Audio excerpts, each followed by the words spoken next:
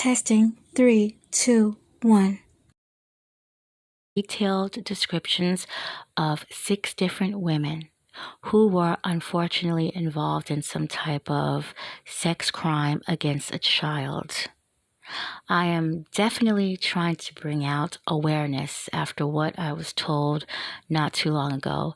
A black male in his mid-40s, when I was discussing a crime that a female did against a child, he said, "What? This really changes the game." He did not know that females have committed or will commit a sex crime against a child if that's what they want to do. He was literally shocked by that. And I am scared a lot of other people might think that females would not do such a thing, but they're wrong. Tell me how you feel about any of these 6 cases that I'm going to describe to you. Okay, the first one out of Columbus, Ohio, 52-year-old Kimberly Hignite. So she started an unlicensed daycare out of her home. Apparently, business was booming. She had 24 children ranging from the ages of 7 months to 5 years old. Apparently, she thought these children wouldn't talk, but they did. The parents got together, and it seemed a few of them had very similar stories. The children all referred to her as Miss Kim. Well, Miss Kim had a game. She thought it was fun, and she called it the Silly Private Parts Game. How do you play, you asked? Well, a tan and blue game board is used. Pictures of vaginas and penises are on it, and a red spinner. Miss Kim would let the children touch her vagina. I bet that game was loads of fun for Miss Kim. Miss Kim would also give the kids some type of sleep aid, so she pretty much could either do whatever she wanted to do to them or just not do anything with them at all. The children would tell even of how the younger babies stayed in their car seats all day long, strapped in, and she would hurl them down to the basement still in their car seats. She was full out sexually abusing these children by this time. The parents would go to the police. A search warrant was issued May 2018. Miss Kim wasn't even there. Her 71-year-old mother was there, who can't walk without a walker, minding 24 very small children by herself. She was arrested, Miss Kim. She bonded out shortly after. During the court, the parents would share their gripes. They spoke about an infant who was left in a winter snowsuit strapped in her chair all day long. No bottles was given to the baby, no food. The baby wasn't even changed. The mother would end up taking the baby to the doctor with a severe bad rash and dehydration. Another child was at the door when the parents arrived. She just had on a t-shirt, no underwear or diaper, a busted lip, a mouth full of blood, because Miss Kim had threw a shoe at this toddler and because of the potty training accident. The parents said that was the last straw and wouldn't bring that child back. Another parent said, quote, "One of my girls developed an anxiety-driven hair-pulling habit to the point where she is almost bald," unquote, by the actions of Miss Kim, mind you.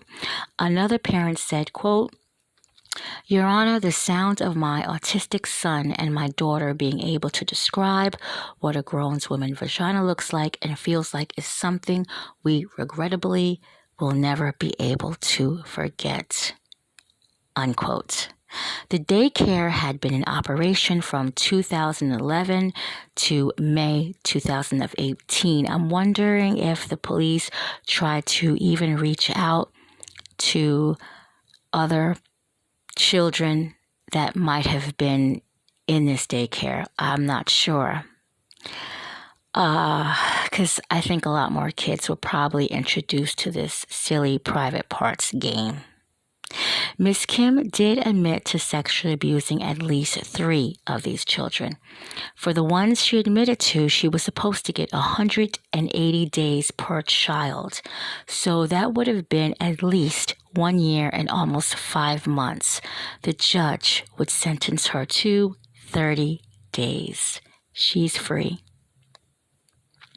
Nashville, Tennessee, October 17th, 2019. Demetriana Harper, 20 years old. She babysat for a 12-year-old boy at the Retreat Apartments. She was in the living room on her cell phone, and he asked her to come in and play some video games with him. She entered the room, and at some point, she started to feel his genitals and forced him to touch hers. They would have sex. That's how the article worded it. She forced him to touch her genitals and they would have sex. She would tell the police that the boy had become aggressive when she stopped giving him oral sex. She also said she admitted that she let things get too far. She was arrested on child rape. Now, this case hasn't been brought to light right now, I think because of COVID, but I don't believe this woman has been sentenced and she may still be in jail. She had a small bail, so she might have bonded out, but she might still be in there. Seminole, Florida, September 2019. 19-year-old Erica Charles was arrested. She is a babysitter of a 6-year-old girl. She would make the girl watch porn on her cell phone and then force the girl to perform oral sex on her. On multiple occasions, she would make the girl take off her clothes and she would batter the child. She admitted to this incident and was taken to Pinellas County Jail. Detectives believe that there are more victims of Erica Charles, and they were asking anyone to come forward who had any type of contact with this by her. Greenville, South Carolina, September 8th, 2019. The father of this 11-year-old girl had took her cell phone away when he seen some texts I'm gathering he did not like. He destroyed the phone on September 2nd. The girl then used her iPad to continue texting the 23-year-old woman, Katrina Aliff. Aliff had met the girl on an app called Amino. On September 7th, Aliff would head out the 1,000 miles to go where this 11-year-old girl was. So she met her on an app on the 2nd, and already less than 6 days later, she's headed in that direction. She would actually drive from South Carolina to South St. Minnesota, arriving back at her house by September 8th. So she had already had the little girl. She got her just that quick and headed back. Aliff made sure she destroyed the girl's phone by stabbing it and then putting it in coffee to disable the tracking device. Aliff didn't know that the FBI was tracking her anyway. By the time the little girl had gotten to Aliff's house back in South Carolina, and the FBI was just a few steps away from what was going on, they would already catch them in the act. The little girl was completely naked in Aliff's bed at this time, and Aliff only had a pink tank top on. The judge is making her undergo a mental evaluation, but look how quick it happens. I mean, the father did everything he could do, and if a predator wants your child, unfortunately, they're going to get your child. The last one is in Niceville, Florida, 2018. Another Katrina Puri. She's 50 years old, but she might have been a couple years younger when this happened.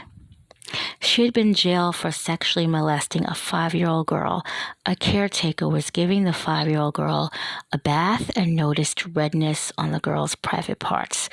The 5-year-old, who calls Katrina either Tia or Mean Girl, she told her that Tia touched her, and eventually it was found out she touched her with her clothes on and with her clothes off for over a 7-month period. Some articles say Puri worked for the ECCAC board, that is the Emerald Coast Children's Advocacy Center. It's an organization for abused and neglected kids.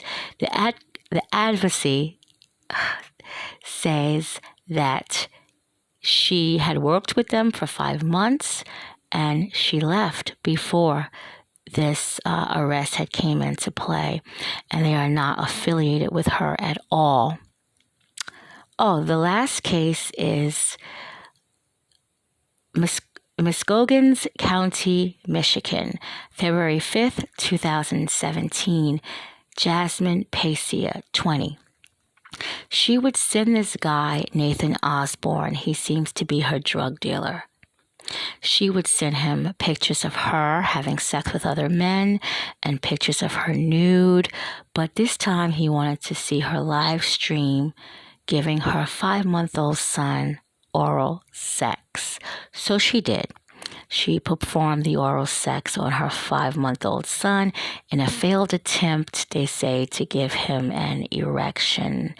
After a 2-day court trial, she was, of course, found guilty, and she got 6 to 25 years in prison, where I know she has to do at least 6 before she can even think of getting out of jail.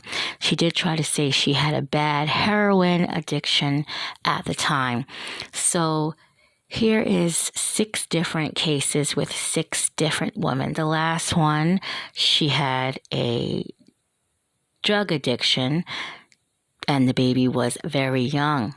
So does she get a pass? The next one, the woman who was 50, who was molesting the 5-year-old girl. I mean, it's sick. She says that she didn't do it, but something happens for this little 5-year-old girl to come forth with information like this. And then the other one was Katrina Aliff. Did she need a mental evaluation? Shouldn't they all get those mental evaluations for messing with a child? But he felt that she needed one. But look how persistent she was. And to drive all the way over there, I mean, this woman wasted absolutely no time. And then the other one, Erica Charles, who is a very pretty young woman, and she goes after a young girl. I mean, I'm pretty sure Erica could have got women and men, and I'm pretty sure she has, but she did this to a young girl that she was babysitting. And the next one, Demetriana Harper. I looked at a lot of comments, and people were talking about her looks. And as you could see, it's not about looks, because we have people that in this video that are fairly attractive and still did the same type of sex crime against a child. And the other one, Miss Kim, who had multiple children and pretty much was doing whatever she liked. Her sentence to me was very unfair. But let me know how you feel on each of these 6 cases.